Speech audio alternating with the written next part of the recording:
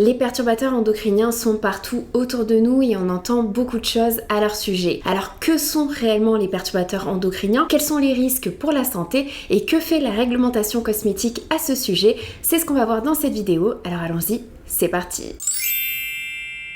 Pour commencer, il est déjà bien évidemment très important de commencer par la définition de ce terme perturbateur endocrinien. Alors en fait, ce qu'on entend par perturbateur endocrinien, c'est toute substance ou mélange de substances qui altère les fonctions du système endocrinien et de ce fait induit des effets néfastes dans un organisme intact, chez sa progéniture ou au sein d'une sous-population.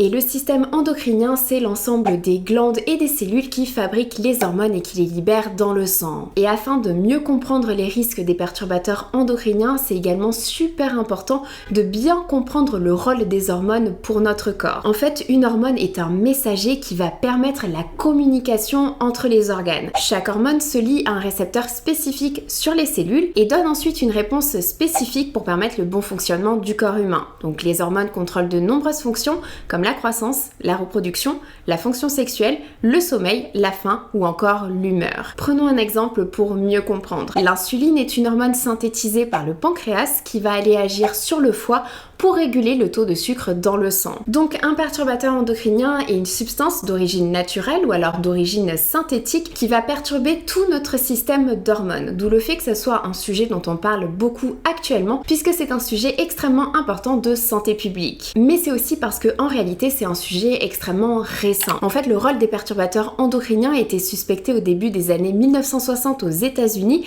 et évoqué pour la première fois en 1991 quand des scientifiques ont reconnu un lien entre l'exposition à certaines substances et les problèmes de reproduction et de santé chez les animaux. Donc la question importante, c'est où sont les perturbateurs endocriniens afin qu'on puisse les éviter.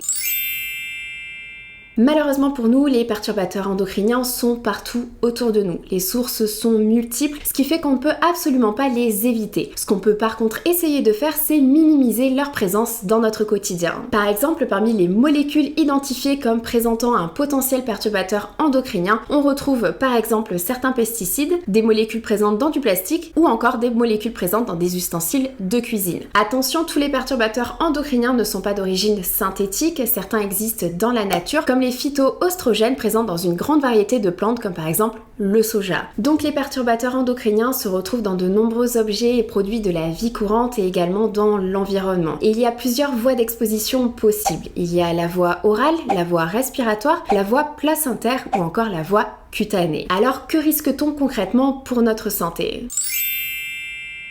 À l'heure actuelle, les effets des perturbateurs endocriniens sur la santé humaine sont complexes et mal connus. En fait, ils ont une structure similaire à nos hormones et peuvent avoir trois mécanismes d'action. Ils peuvent imiter une hormone naturelle en se fixant à son récepteur et entraîner ainsi une réponse normale. Ils peuvent empêcher une hormone de se fixer à son récepteur et donc l'empêcher d'agir sur les cellules cibles. Ou alors ils peuvent perturber la production, le transport, l'élimination ou encore la régulation d'une hormone ou de son récepteur. Donc en interagissant avec notre système hormonal, les perturbateurs endocriniens peuvent avoir des effets néfastes sur notre santé, comme par exemple des problèmes de reproduction, des malformations des organes reproducteurs, le développement de tumeurs dans des tissus hormonaux dépendants, comme par exemple les seins, la prostate, l'utérus ou encore la thyroïde, et des altérations du développement cognitif. C'est pour cela qu'en avril 2021, l'ANSES, donc l'Agence nationale de sécurité sanitaire de l'alimentation, de l'environnement et du travail, a identifié 906 substances organisées en 3 catégories en fonction de leur degré de probabilité d'être perturbateurs endocriniens avérés,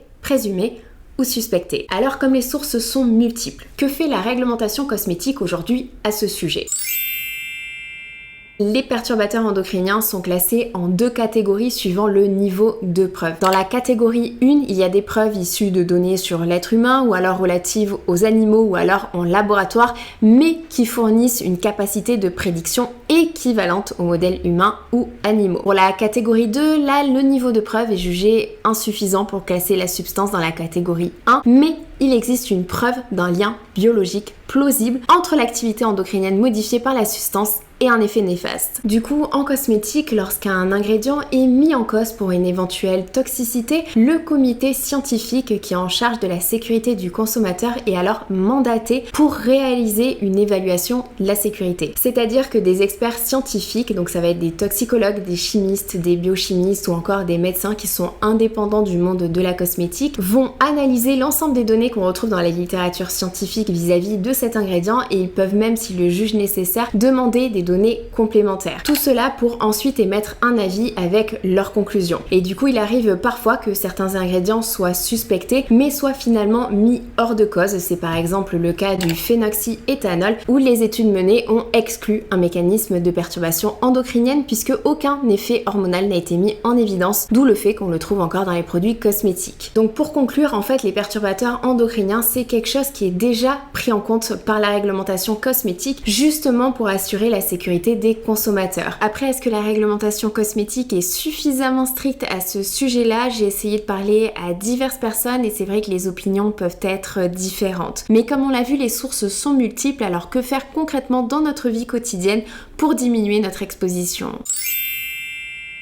Déjà, ce qu'il faut savoir, c'est qu'il y a des moments dans notre vie où il faut faire plus particulièrement attention aux perturbateurs endocriniens. Ces périodes-là, on les appelle les périodes de vulnérabilité maximale. Cela correspond par exemple aux 1000 premiers jours, c'est-à-dire de la grossesse jusqu'aux 3 ans de l'enfant. Avec également la période de préconception en amont de la grossesse qui est aussi importante pour la femme que pour l'homme. Et ensuite, il y a également l'adolescence, car c'est une période avec de grands changements hormonaux. Et parmi les petites astuces à mettre en place au quotidien pour essayer de réduire son exposition, il y a une chose très simple, il suffit tout simplement d'aérer son logement pendant 20 minutes par jour pour renouveler l'air intérieur, car l'air intérieur est souvent plus pollué que l'air extérieur. Ensuite, on peut également réduire l'utilisation du plastique, donc privilégier les contenants en verre par exemple, utiliser des ustensiles de cuisine en bois ou en inox, ne pas faire chauffer le plastique et ne pas utiliser une poêle anti-adhésive lorsqu'elle est abîmée, rayée ou alors usée. En ce qui concerne l'alimentation, c'est important de laver et éplucher tous les fruits et légumes quand c'est possible. Et concernant les habits, il est également conseillé de laver ses vêtements avant la première utilisation et de privilégier le coton, le lin ou la seconde main. Et dernière chose que l'on peut faire, c'est limiter le nombre de produits ménagers utilisés. Comme je l'ai expliqué, une vie sans perturbateurs endocriniens, ce n'est pas possible. L'idée ici, c'est uniquement d'essayer de minimiser son exposition aux perturbateurs endocriniens. Donc après, c'est à chacun de décider ce qu'il peut mettre en place, ce qu'il veut mettre en place en fonction de ses priorités, en fonction de ses habitudes. Concernant les produits cosmétiques, j'ai récemment été invitée pour visiter les laboratoires SVR et j'ai appris que depuis 2017, ils soumettent leurs produits à des tests. Ce sont des tests réalisés sur les formules finales dans leur packaging définitif sur 3 mécanismes endocriniens: œstrogéniques, androgénique et thyroïdien. Et ces tests sont réalisés par un laboratoire indépendant spécialiste de la perturbation endocrinienne. Ce n'est pas une obligation par la réglementation cosmétique, c'est la volonté de la marque d'essayer d'apporter des réponses aux consommateurs ayant des questions à ce sujet. Puisqu'en fait, la réglementation cosmétique aujourd'hui ne prend pas en compte l'effet cocktail. Et attention, il ne faut pas confondre l'effet cocktail avec l'exposition cumulée qui renvoie à une surexposition à une molécule par l'utilisation par exemple de plusieurs produits cosmétiques, puisque cet aspect-là est bien évidemment pris en compte par le règlement cosmétique. L'effet cocktail, c'est l'effet des mélanges d'ingrédients. Par exemple, plusieurs substances, lorsqu'elles sont associées,